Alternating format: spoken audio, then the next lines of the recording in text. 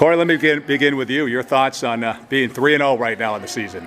I mean, it's great to be 3-0 back-to-back seasons. It's been a great group to work with throughout the preseason and getting these games going. It's just a great chemistry throughout the team, and just throughout games we know what plays to run at what time. It's just good. Yeah. Rocco, how about yourself? I'd say expectations were definitely high coming into the season, for sure. And I mean, we've showed up these first 3 games being 3-0, just like last year. I think we had a lot of returning starters, so I think the chemistry's there, and realistically, we're flying right now. So we're saving the best for last year with you, Davante. But tagging off Rocco. No, wait a minute. Before you go before him, So tell me about the team and what's gone right with you guys.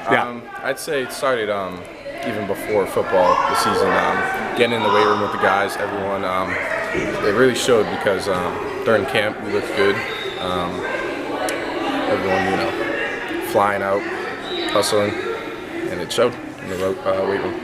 Wins against Danvers and Greater Lawrence, the win last week. I mean, those are great wins for you guys, don't you think? Absolutely. I'll go first. I think we didn't beat Danvers in like 15 years. Yeah. Obviously, last year was tough. I mean, that was like kind of what was like a consolation game kind of. It was it was just like a filling game, and I think we had him last year by the throat. We had him last year, we lost it, but it felt good to finally pull that one off. Obviously, it's good for rankings, and it made us more confident than we were, which is of course good, and we know it just shows that we're actually a good football team and we can compete with anybody. Cory, let me follow up on that, and how one of you guys was mentioning how you guys had high expectations going into the season. So tell me about that, and how in your head, how were you looking ahead at these first few games? I know you take them one at a time. That's the way to do it. But what were you thinking going into the league and so on? Like going into the games this week, I guess obviously like having that big win against Danvers and rolling that into Greater Lawrence and having a shutout against Greater Lawrence, that was definitely. I'd say that definitely like gives us the confidence to roll into the league games here and just be able to do what we do and dominate all these league games that are coming up for us. All right, and then I'm going to have you guys do a shout out to one of your teammates, but that's not here. But right now, Davante, tell me about this guy, Cory. What can you say? What can you tell me about him? That's nice. You know what I'm saying here. I would say I definitely something to point out is his physical and mental strength. Obviously, this game he went down pretty early, little ankle injury. All the guys obviously, our reaction was obviously, what's going on with him? But he responded. He got back out there, and it was really nice to see. Cory, what can you tell me here about Rocco here to your left? I mean, Rocco's one of the toughest guys you'll see around Salem. I mean, especially on the field, like he's just flying, coming from safety, just knifing the plays, making hits. And on the offensive side, great route runner. Great target to look for on the field.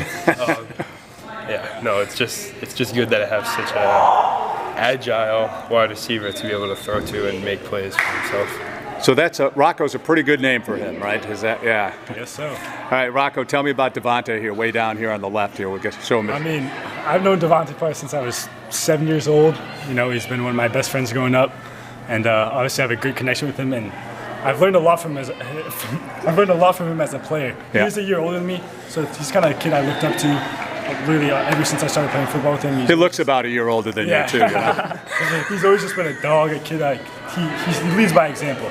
And obviously being named the captain this year, he's helped with leadership and just really leading by example. I would say he's probably our best all-around player on the team, and it shows. Yeah. All right, how about a shout-out to somebody on the team that's not here right now that you'd like to give a shout-out to? Somebody that stepped up, It's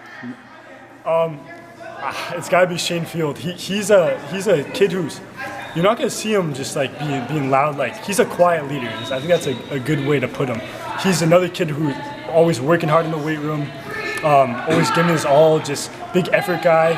And I think he deserves all the accolades that he gets. And Cory, who might you call out? I'm actually going to call one specifically from this past week when I went down, Elvis Espinal. He came in for me for an outside linebacker position and just completely shut down the edge, was able to create some great plays, got a sack, and ultimately he graded out a champion this Yeah. week for us. So that was definitely great. Yep. I didn't mean to cut you off, Cory. I mean, how long are you going to go on about this kid anyways, huh? No. Good job. Okay, Davante, how about yourself? I'll shout out Julian Ortiz, another linebacker. He started off the year, so how, like he was saying, we grade ourselves after every game. Well, the coaches grade us based off our performance, obviously. And he started off, in the lower numbers, I would say. Go ahead, yeah. Over these past few weeks, he's definitely stepped it up, entering like the high 80s and 70s, which is fairly good.